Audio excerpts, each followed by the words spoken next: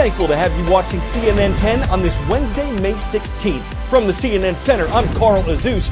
We're returning to the Middle East for our first story, where protests in the Palestinian-controlled territory of Gaza continued Tuesday, but they were reportedly smaller and less violent than the ones the day before. The Palestinian government says Israel and the U.S. are responsible for the deaths of dozens of Palestinians in Gaza this week. Israel says that a Palestinian group named Hamas is responsible for launching terrorist attacks at the border between Gaza and Israel. On yesterday's show, we looked at what's currently happening in Gaza and Jerusalem and some of the reasons for it. You can find that coverage in our archives section at CNN10.com. What we're doing today is explaining some of the history of Gaza and how unrest there dates back millennia. Gaza is only about 25 miles long and 7 miles wide, but this small strip of land is one of the most fought over in history. It was an Egyptian base, a raw city of the Philistines, and the place where the Hebrew hero Samson, betrayed by Delilah, met his death. Since then, much blood has been spilled. The most recent contest for Gaza began at the end of World War II, when persecuted Jews traveled to Israel from Europe looking for a new start after the horrors of the Holocaust. In 1947, the UN created a plan to split Israel into two countries, one for Jews and one for the Arab people. Backed by the US President Harry S. Truman, David Ben-Gurion, Israel's founder, proclaimed the establishment of the State of Israel in 1948. Egypt then attacked Israel through the Gaza Strip. Israel was victorious, but Gaza remained under the control of Egypt, and an influx of Palestinian refugees began. In 1967, war broke out between Israel, Egypt, Jordan and Syria in what became known as the Six-Day War. Israel seized the Gaza Strip and held it for about 40 years. In 2006, Hamas, a group sworn to destroy Israel and listed by the United States, European Union and others as a terrorist group, won a landslide victory in Palestinian legislative elections. And Israel unilaterally pulled its forces out of Gaza that year. Hamas was now in control of the territory. However, Israel still controls much of the area's access to and from the Gaza Strip. Since then, Israel and Hamas have been exchanging blows. Israel maintains Hamas is a violent terror organization, while Hamas says they represent an oppressed people being victimized by the Jewish state. The international community continues to press for a cease in violence. But for now, the Strip's population of 1.8 million people are trapped in the crossfire. 10-second trivia. What movie holds the record for earning the most money worldwide? Avatar, Titanic, Jurassic World, or Star Wars: The Force Awakens? These are the top 4 moneymakers overall, but Avatar is number 1 with almost $2.8 billion. It cost about $300 million to make the movie Avengers: Infinity War. That's a lot. Many major motion pictures cost in the neighborhood of $100 million once you factor in marketing and distribution. Infinity War is one of the most expensive movies ever made, but for its producers, it's been a worthwhile investment. After 19 days in U.S. movie theaters, Avengers has hauled in more than $550 million. And if you add in what it's made worldwide, you get a staggering figure of $1.65 billion. And movie industry experts say it could become part of an elite club. There have been only 3 movies to make more than $2 billion worldwide. Infinity War could become the 4th. A good chunk of these revenues are coming from China. Even when American-made movies don't sell out theaters in America, they're finding a growing audience overseas. A $200 million opening weekend for Avengers: Infinity War in China, thanks in part to people like these. A fan-led event last Friday with 300 or so Marvel diehards packed a Beijing theater to watch the film on its opening day.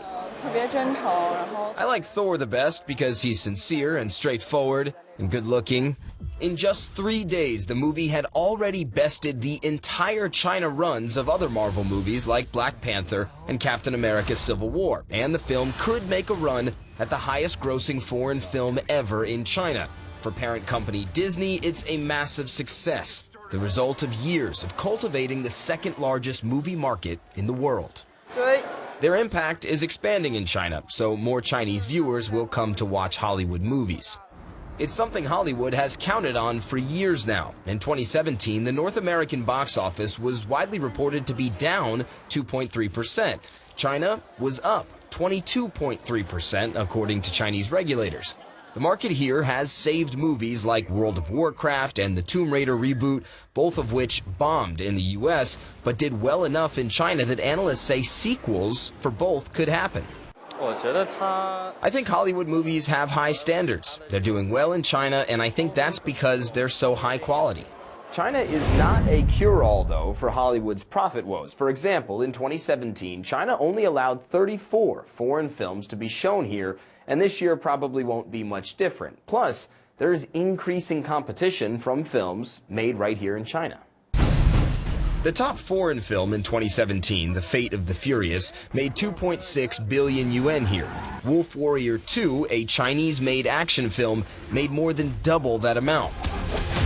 But despite those long-term concerns, big studios will keep looking to China. Its theaters packed with heroes who may not save the world, but could give a boost to Hollywood's bottom line. Matt Rivers, CNN, Beijing. It's getting more expensive to transfer products around America, and one major reason for that is because there's a shortage of truckers. Long-haul trucking is generally defined as being more than 250 miles from start to finish. The American Trucking Association estimates that there are 500,000 long-haul truckers in America, and that's about 63,000 drivers short of what's needed. The results? Companies are raising shipping rates, businesses are getting more competitive when it comes to hiring truckers, and Congress is considering lowering the interstate truck driving age from 21 to 18. But the effects of the shortage are already being felt across the United States.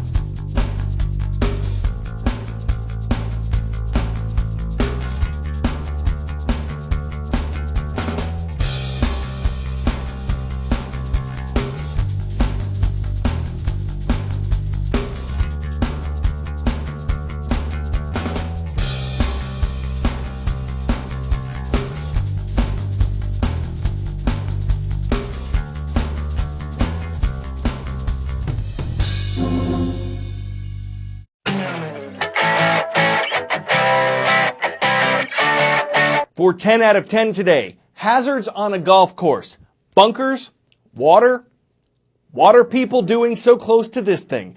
It's a 12-foot beast of a hazard, a monstrous alligator that recently walked the course on Fripp Island in South Carolina. Didn't seem to mind getting its picture taken, didn't seem to be interested in the game or the people playing it, at least until he gets hungry. No one was hurt in the animal's recent appearance, but if this is something that's common on the course, you can see how it'd be pretty off-putting.